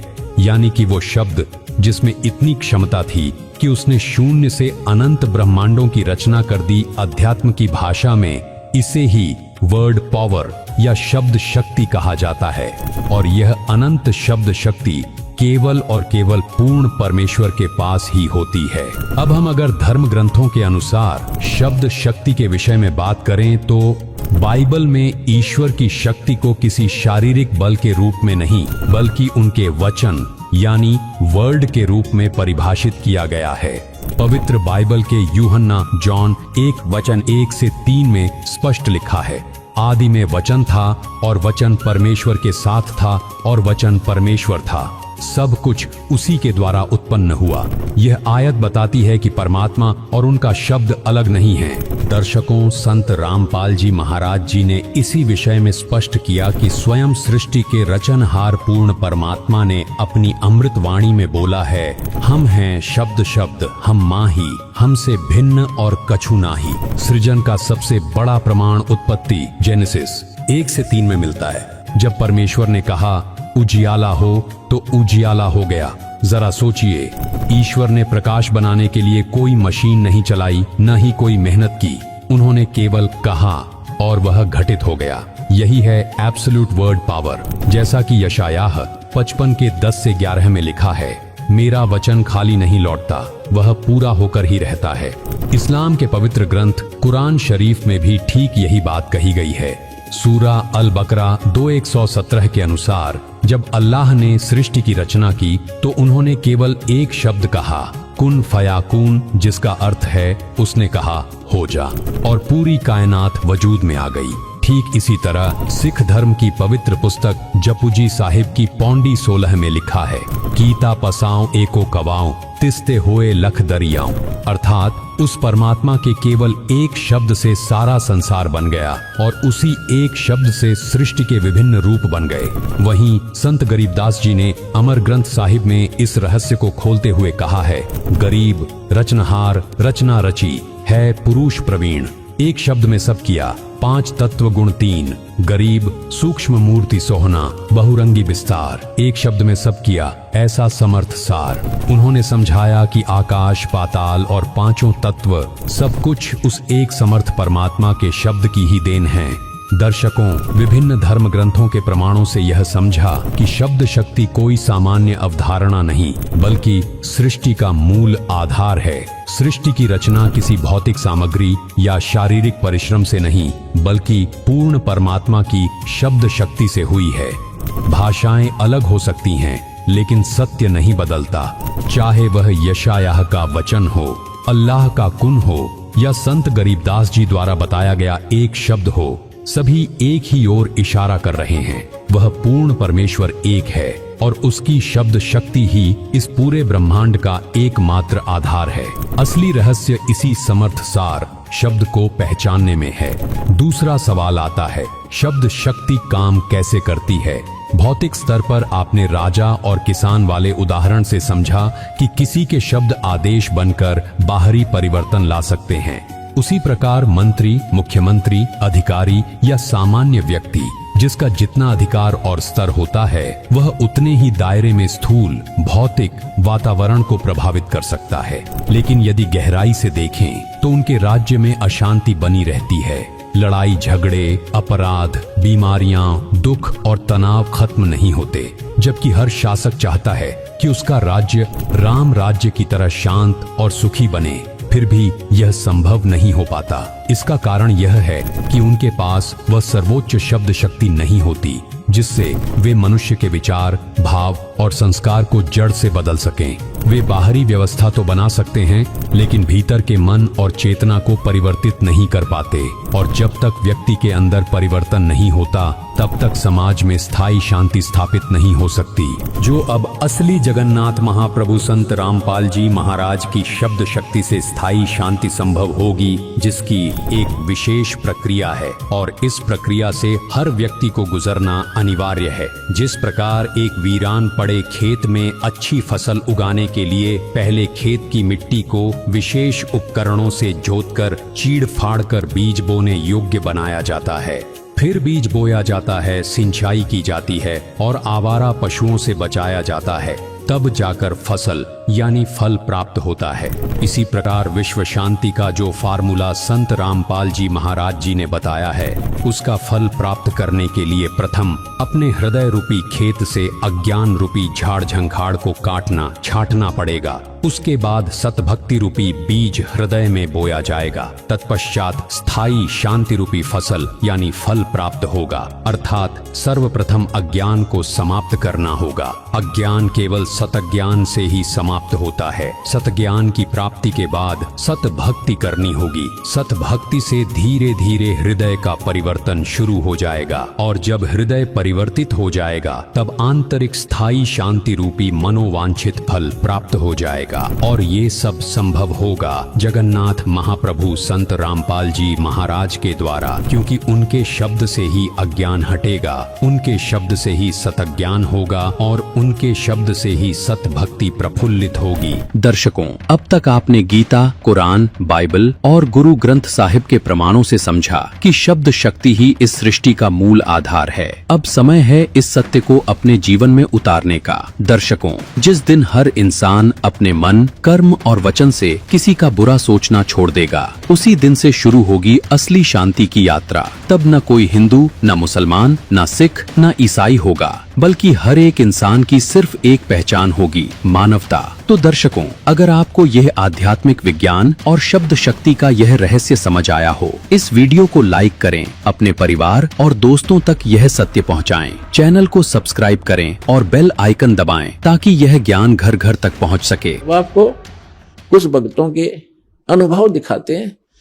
परमात्मा कबीर परमेश्वर की शरण माने के बाद उनको कैसे सुख मिले, पहले वो कितने कष्ट से जीवन जी रहे थे, और परमात्मा ने आज उनको हाथों पर रख लिया।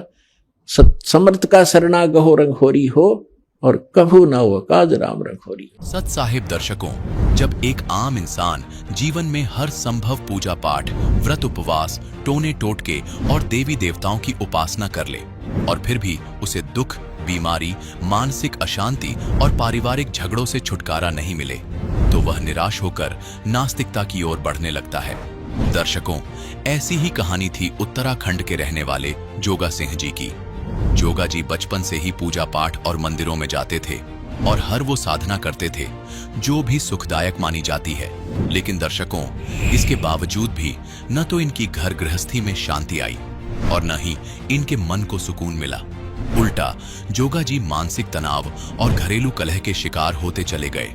लेकिन दर्शकों, आज जोगा जी का कहना है कि संत रामपाल जी महाराज से दीक्षा लेने के बाद मेरे जीवन में चमत्कारिक बदलाव आया है। सबसे पहले तो मेरी नशे की आदत अपने आप छूट गई। उसके बाद मेरी मानसिक स्थिति सुधरी, पारिवारिक जीवन में शांति आई और मेरे जीवन में नई ऊर्जा का संचार हुआ। दर्शकों, क्या सिर्फ संत रामपाल जी महाराज से नाम दीक्षा लेने मात्र से जीवन के सारे दुख मिट सकते हैं? क्या सच्चे सतगुरु की शरण में आकर वो नशे की आदत भी छूट सकती है जो सालों से इंसान को जकड़े हुए हो? आखिर इसके पीछे की सच्चाई क्या है? आइए सुनते हैं जोगा सिंह जी की कहानी, उन्हीं की जुबानी। नमस्कार सर। नमस्कार जी। सर, क्या नाम है आपका? जोगा सिंह। जोगा जी, आप कहाँ से हैं? जिला अल्मोड़ा से। सर, संत रामपाल जी महाराज से नाम दीक्षा आपने कब ली? 2013 में। संत रामपाल जी महाराज से नाम दीक्षा लेने से पहले आप क्या भक्ति साधनाएं करते थे? इनसे लेने से पहले से मैं देवी देवताओं की भक्ति करता था और शिव जी को मैंने पहले गुरु बनाया था। इंसानों को मैंने पहले गुरु नहीं बनाया था, क्योंकि मैं इन गुरुओं के चक्कर में कभी रहा नहीं और मेरे को इन चीज़ों से कोई लाभ हुआ भी नहीं और मुझे कोई इनमें सच्चाई दिखी भी नहीं, क्योंकि सबकी एक ही बात थी और एक ही चीज़ बोलते थे। कहते थे कि भाई ब्रह्मा विष्णु मैं से ऊपर का कोई ज्ञान बताता नहीं था, दुर्गा को से माता कोई बताता नहीं था। तो हमने कभी किताबों में भी पढ़ा था कि परमात्मा, ईश्वर, रब, गॉड सब एक है। तो मैं उसी एक के तलाश में, मैंने कहा एक है तो वो है कौन है, कहाँ है, कैसे मिलता होगा, जिस कारण से मैं बहुत दुखी था। मैं इतना दुख था कि मेरे परिवार में पहले क्या होता था कि थोड़ी वैसी घरेलू अपनी परेशानी थी, शारीरिक भी था मेरे को वैसे, और जिस कारण मानसिक भी था और जानवरों में भी था, बच्चों में भी था। तो जिस कारण से मैं देवी देवताओं में बहुत इतनी पूजा करता था, बहुत ज़्यादा पूजा का। साल में तो एक बार मैंने ज़रूरी करना है। मैं सल्ट का रहने वाला हूँ और सल्ट के अगर कोई भाई भगत सुन रहे हैं तो वो देख भी रहे हैं, उनको पता भी है कि मैं कितना दुखी रहता था। और इन पंडितों के चक्कर में मैं कई बकरे पता नहीं कितने काट दिए थे। मैं खुद भी काटता था और ये छोटा मोटा काम तो मैं खुद भी करता था कि छोटा मोटा ये छोटी मोटी चीज़ें को थोड़ा उनको ठीक का कर देना और थोड़ा अपना बबूते लगा के और थोड़ा उनको करके उनको लाभ तो मिल जाता था। मुझे पता ही नहीं था कि ये लाभ उनको कहाँ से मिल रहा है, क्या मिल रहा है। और ना मैं इतना जानकार भी नहीं था, इतना नशेड़ी था कि अपने आप ही रिमोट जब चैनल उस पर पड़ा तो अपने आप वो सत्संग चालू हो गया संत रामपाल जी महाराज का। उस टाइम मेरे को ये भी पता नहीं था ये चैनल पे आ रहा है। मैं इतना नशे में था कि मुझे पता ही नहीं था कि उस क्या चैनल है, पर मैं इतना जरूर देख रहा था, इतने नशे में कि भांग के नशे में था मैं उस दिन। इतना देख रहा था कि उसमें कुछ चीज़ें ऐसी बोली जा रही है जिसे मैं कबूल कर रहा हूँ। मैंने कबूल आज तक टीवी की बातें, किसी की बातें कबूल नहीं करी मैंने यार, कोई भी संत की बात मैंने कबूल नहीं करी, क्योंकि मैं उस परमात्मा को जानना चाहता था कि सब एक ही बात बोल रहे हैं, मेरे को नहीं मानता। तो मैंने शिव जी को गुरु बनाया था। तो ऐसे क्या हुआ, एक दिन मैं जब नशे में था मैंने देखा कि रात को मैंने कुछ हाँ तो करी है, करा क्या है समझ में नहीं आया। मैंने दूसरे दिन सवेरे वो चैनल चेक किया क्या है वो, तो शाम को मैंने उस दिन ज़रा नशा नहीं किया। तो फिर मैं उसमें संत रामपाल जी के महाराज सबसे पहले तो उसमें यही आया कि ब्रह्मा विष्णु महेश के माता पिता कौन है और शेरा वाली माता अष्टंगी दुर्गा का पति कौन है। कुछ शब्द ऐसे थे जो आज तक सुने भी नहीं थे और न कभी किसी ने बताए। तो अजीब सा भी लगा पहले दिन तो। फिर मैंने वो सत्संग पूरा देखा, पर उसमें मैंने यही देखा कि त्रिदेव की करे जो भक्ति, इनके कदे न होए मुक्ति, गुण तीनों की भक्ति में यो भूल पड़े संसार, निज नाम बिना ये कैसे उतरे पार। मैं शिवजी भगवान जी की पूजा करता था, तो जब मैंने देखा कि त्रिदेव की भक्ति से मुक्ति नहीं होगी, तो मेरे को एक जरा जिज्ञासा ऐसे बन गई कि ये त्रिदेव की भक्ति से मुक्ति नहीं होगी तो किसकी भक्ति से मुक्ति होगी। तो मैंने कहा जरा देखना चाहिए। फिर मैंने मालिक के दया से, परमात्मा संत रामपाल जी महाराज के दया से, जब मैंने 15-16 दिन वो सत्संग सुना होगा, संत रामपाल जी महाराज जी से दीक्षा मैंने 2013 में ली। सर, संत रामपाल जी महाराज से नाम दीक्षा लेने के बाद क्या आपको लाभ भी मिले? जी हाँ, संत रामपाल जी महाराज से दीक्षा लेने के बाद मेरे को सबसे पहले लाभ तो ये मिला कि जो मेरे आंतों में सूजन थी शराब के कारण, नशे के कारण इतनी फूल गई थी कि मैं थोड़ा सा वैसे हल्का फुल्का ही भोजन किया करता था और भोजन बिल्कुल नहीं पचता था। डॉक्टर ने बोला कि भाई ऐसा है तुम हल्का फुल्का भोजन खाओ, ये दवाई देते थे, 2-4 दिन ठीक होता था, फिर वैसे ही हो जाता था। तो संत रामपाल जी के महाराज की जब मैंने थोड़ा सत्संग सुना, ज्ञान समझा, तो मैं उनसे नाम उपदेश लेके आया। तो नाम उपदेश लेने के बाद मेरे को सबसे पहले लाभ तो ये हुआ कि जो मेरा लीवर था, वो लीवर जो मेरा सही लाइन पे आ गया परमात्मा की दया से। दूसरा लाभ मेरे को क्या हुआ, जो मेरे गाय भैंस बकरी, ये जो 1 हफ्ता में 15 दिन में जो ख़त्म होते थे, गांव वाले कुछ तो ये भी बोलते थे, यार तेरी जब ये बकरी मरती है तो हमको क्यों नहीं बात आता है। मैंने कहा नहीं भाई, किसी की कोई तबीयत ख़राब हो जाएगी, मैं इनको दे दूंगा, फिर सारे बात मेरे ऊपर आएगी। मैं किसी को कुछ नहीं बता के गड्ढा खाद के सीधा उसमें डाल देता था, जिस कारण से मेरे मुर्गी भी बहुत होती थी पहले। तो वो भी क्या होता था कि तीसरे चौथे दिन कभी किसी पे छेद हो जाए, वो थोड़ा सा कांटा जैसा चुभना, ऐसा करके कई चीज़ें ये तब किसी ने बोला भाई जंगल में पूजना है, किसी ने बोला वहाँ करना है। तो मैं बहुत ये साधना करी, जिस कारण से मैं इतना उग गया कि काम करने के बाद 1 महीने के बाद फिर वैसे हो जाना, 1 महीने के बाद फिर वैसे हो जाना। तो हर साल का मेरा ये देख एक प्रकार का ये बन ही गया था कि हर साल मैं ये पूजाएँ करता रहता था, जिस कारण से मुझे लाभ तो कुछ नहीं मिला है। जब संत रामपाल जी के महाराज के शरण में आ गया हूँ, आज मेरे को 9-10 साल हो गए परमात्मा की दया से। जो मेरे बच्चे से लेके, गाय से लेके, और जो भी हमारे सांसारिक है, आज हमारे गांव सल्ट में किसी से भी आप पूछ सकते हैं कि मैं पहले कितने ही भूतबाज थी मेरे अंदर, और ये लोग कितना करते थे मेरे घर में, ये खुद आने के साक्षी आप पूछ सकते हो तो मेरे गांव में कि मैं कैसा था और मेरी हालत क्या थी। आज परमात्मा संत रामपाल जी महाराज के शरण में आने से मेरे वो सारे बीमारियों का रोग ऐसा हो गया, बिल्कुल जैसे मतलब वो था ही नहीं। जो मेरा मेन बीमारी जो थी वो आज कट गई। जो मैं राजमा और जैसे हार्ड दालें जो हैं, ये हार्ड चीज़ें मैं कभी नहीं खाता था, तो आज परमात्मा की दया से मैं सभी चीज़ खाता हूँ और सभी चीज़ मुझे हजम भी है और हजम हो भी जाता है। हजम मालिक की दया से अपने घर में खेती बाड़ी करने लग गया परमात्मा की दया से। तो सबसे पहले मैं 4-5 हज़ार की मिर्च बीजा करता था पहले। तो संत रामपाल जी के शरण में जब मैं आया तो उस साल क्या हुआ कि मेरी मिर्च जमी ही नहीं। सबसे पहले उस महीने में 2 महीने के बाद हमारी पत्नी जो थी वो गांव से वैसे जो मिर्च लोग पौधे फेंक देते हैं उनको लेके आई।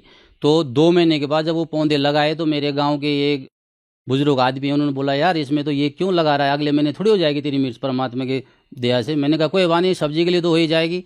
जब मैं वो मिर्च लगाई परमात्मा की दया से, खैर अगले महीने तो नहीं हुई, कार्तिक के महीने में उस खेत में ऐसे मिर्च हुए परमात्मा की दया से। दूर से तो ऐसे दिख रहे कि इसमें पत्ते तो होंगे नहीं, पूरी लाल पूरी खेती ऐसी हो गई थी, बहुत बढ़िया परमात्मा की दया से। सबसे पहले 30,000 की मिर्च मैंने उगाई। ये ड्रिंक तो मैं 12 साल का था जब मैंने ये ड्रिंक बचपन से ही चालू कर दिया था, जिस कारण से अंदर भोजन तो होता नहीं था, खाली एक ड्रिंक की ड्रिंक होती थी, जिस कारण से वो आते हैं आज बिल्कुल ख़राब हो गई थी, डैमेज हो गई थी, खाना तभी नहीं पचता था।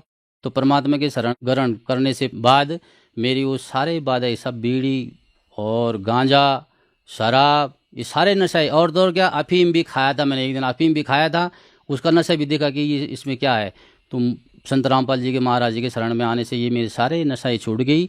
और मेरा परिवार मेरे से 3 साल बाद में उन्होंने भी नाम दीक्षा तभी ली कि उनका यार ये ऐसा आदमी अगर सुधर सकता है तो इसका मतलब कोई न कोई तो है भाई, कुछ न कुछ तो ज्ञान है या कुछ न कुछ भगवान कुछ न कुछ तो है वहाँ पे।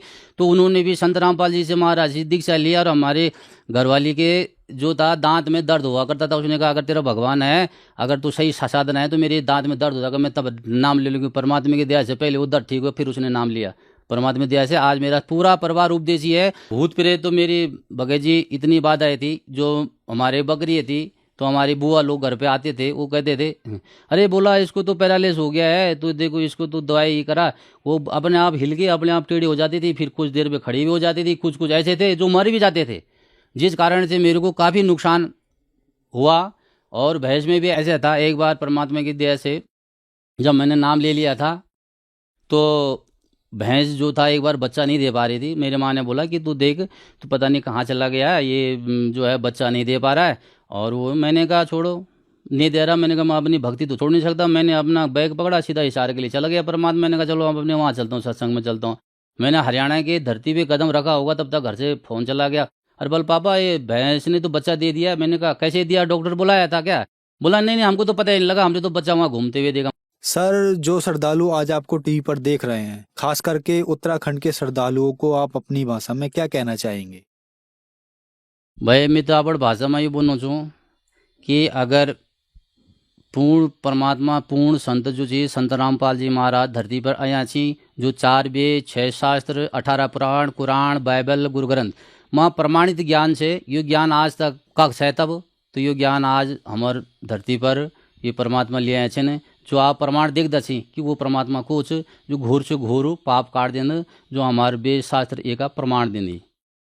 सर संत रामपाल जी महाराज से नाम दीक्षा कैसे ली जा सकती है? जी संत रामपाल जी महाराज जी से दीक्षा चैनल पे एक पीली पट्टी चलती है नीचे, उसमें फ़ोन नंबर भी लिखे जाते हैं, जगह जगह पे नामदान केंद्र भी हैं। उन फ़ोन नंबर से आप फ़ोन करके और उन नाम दीक्षा केंद्र का नंबर आप जान सकते हैं और नाम दीक्षा ले सकते हैं। धन्यवाद सर। सत साहिब। तो पुण्यात्माओं, आपका कर्तव्य बनता है, कहते हैं आप तेरे जगतार ही, आपका तो कल्याण निश्चित है यदि मर्यादा में रहोगे और भक्ति करते रहोगे। आपका और आपके परिवार का तो कल्याण निश्चित है, लेकिन आपका ये भी कर्तव्य बनता है, फर्ज बना है, भूले न राह बतावे, जिसको ज्ञान नहीं है भटक रहे हैं उनको कोशिश करें समझाने की, लेकिन प्यार से। किसी को आप समझाने की चेष्टा करोगे उसको एक बार तो कड़वा लगेगा। आपको भी ऐसा ही महसूस हुआ होगा प्रारंभ में, हमें भी ऐसा ही लगा था। जैसे गोरखनाथ जी को परमात्मा ने कहा था, गोरखनाथ मैं सबका गुरुआ, मैं सबका गुरु हूं पूरे विश्व का। तो गोरखनाथ जी कह रहे थे आपका तुमरा वचन मोह लाग गए कड़ुआ। आप जो कह रहे हो ना अपने आप को मैं सबका मार्गदर्शक हूं गुरु हूं, ये बात मुझे अच्छी नहीं लगती, कड़वी लगती है, बुरी लगती है। तब परमेश्वर ने कहा था कि कड़वा लगे सो मीठा होई, हमारी बात पतीजा जोई।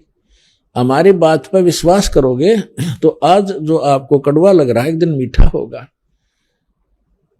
तो पुण्यात्माओं, आपका कर्तव्य बनता है इस परमेश्वर के सच्चे ज्ञान को अपने भाई बहनों पूरे विश्व के सभी हम एक वहां तक पहुंचाओ, जन जन तक पहुंचाओ।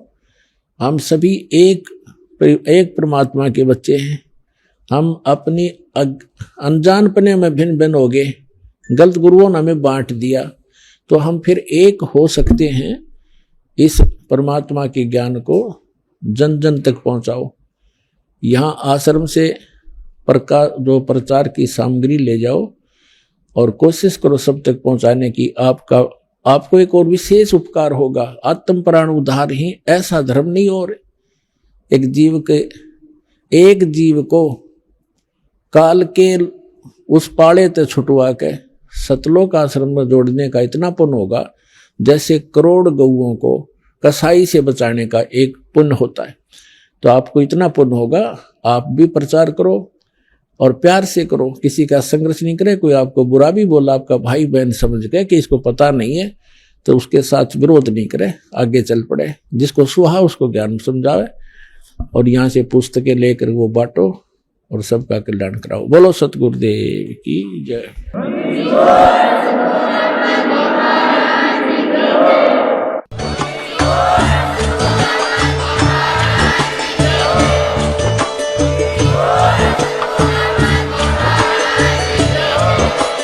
आप सुन रहे थे जगत गुरु तत्वदर्शी संत रामपाल जी महाराज जी के मंगल प्रवचन। अधिक जानकारी के लिए विजिट कीजिए हमारी वेबसाइट www.jagatgururampalji.org। संत रामपाल जी महाराज जी के शुभ आशीर्वाद से पूरे विश्व भर में 500 से भी ज्यादा नाम दीक्षा केंद्र हैं, जिन पर संत रामपाल जी महाराज जी द्वारा ऑनलाइन निशुल्क नाम दीक्षा दी जा रही है। अपने नजदीकी नाम दीक्षा केंद्र का पता करने के लिए संपर्क करें 8222880541।